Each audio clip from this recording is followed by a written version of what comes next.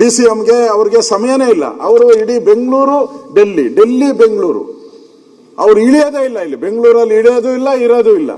ಪಾಪ ಅವ್ರ ಕಷ್ಟ ಬಿಡಿ, ಅವ್ರ ಕಷ್ಟ. ಅವರು ಈ ಪರಮೇಶ್ವರ್ ಅವ್ರು ನೆಮ್ಮದಿಯಾಗಿದ್ದಾರೆ. ಆದ್ರೆ ಆಗ್ಲಿ ಹೋದ್ರೆ ಆಗ್ಲಿ ಒಂದ್ ಕಲ್ಲೊಡಿಯೋಣ, ಬಿದ್ರೆ ಮಾವಿನಕಾಯಿ ಬೀಳ್ಲಿ, ಇಲ್ಲ ಅಂದ್ರೆ ಹೋಗ್ಲಿ ಅಂತ ಅವ್ರ ತೀರ್ಮಾನ ಮಾಡ. ಅವ್ರ ಹಂಗಲ್ಲ, ಛಲವಾದಿ ಒದ್ದು ಕಿತ್ಕೊಬೇಕು ಅಂತ ಅವರು.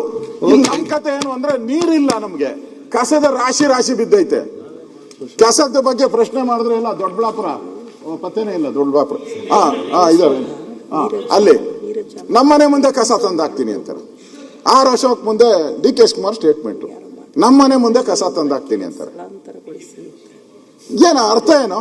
ಹಂಗಾರೆ ನಾವು ಪ್ರಶ್ನೆ ಕೇಳಿದ್ರೆ ಕಸ ನಮ್ಮನೆ ಮುಂದೆ ಅಂದ್ರೆ ಈ ಸರ್ಕಾರ ಕಸ ನಿರ್ವಹಣೆ ಮಾಡಕ್ಕೂ ಆಗ್ತಾ ಇಲ್ಲ. ಗಲಾಟೆ ಯಾಕಾಯ್ತು? MLAಗಳು ಬೈದ್ರು. ಗಲಾಟೆ ಯಾಕಾಯ್ತು? ಅಲ್ಲಿ ಗಾಡಿ ಹೋಗ್ತಾ ಇತ್ತು ಆ ಮಾದೇವಪುರದಲ್ಲಿ. ಗಾಡಿ ಹೋದಾಗ ಕಸದ ಲಾರಿ ತುಂಬಿಕೊಂಡು ಹೋದಾಗ ಯಾರೋ ಮಗುಗೆ ಹೊಡೆದ್ಬಿಟ್ಟು ಮಗು ಸತ್ತೋಗ್ಬಿಡ್ತು. ಅದಕ್ಕೆ ಸ್ಟ್ರೈಕ್ ಶುರು ಮಾಡಿದ್ರು.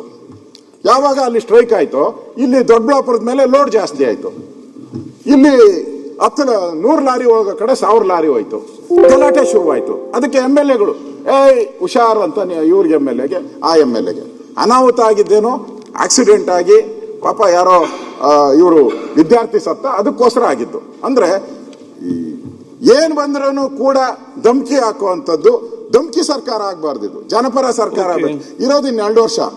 2 ವರ್ಷದಲ್ಲಿ ಏನೋ ಒಳ್ಳೆ ಕೆಲಸ ಮಾಡ್ರಿ, ಅದು ಬಿಟ್ಬಿಟ್ಟು ಬೆಂಗಳೂರಿನ ಹಾಳು ಮಾಡಕ್ಕೆ ಹೊರಟಿದ್ದೀರಾ. ಇದರ 60 ಇದನ್ನ ತಂದಿದ್ದೀನಿ, ತಾವು ಇದಕ್ಕೆ 60 ಅನುಮತಿ ಕೊಡಬೇಕು ಅಂತ ವಿನಂತಿಯನ್ನ ಮಾಡ್ತೀವಿ. ಈಗ ಇವತ್ತು ನಿಲುವಳಿ ಸೂಚನೆ ತಾವು ತಂದಿದ್ರಿ, ಇದು 60 ಬರೆದಿದ್ದ ಕಾರಣ ಮತ್ತು ಚರ್ಚೆ ಮಾಡಲಿಕ್ಕೆ ಮಹತ್ವದ ವಿಚಾರದ ಕಾರಣ 60 ಕನ್ವರ್ಟ್ ಮಾಡಿ ನಿಮ್ಗೆ ಅವಕಾಶ ಕೊಡ್ತೇನೆ.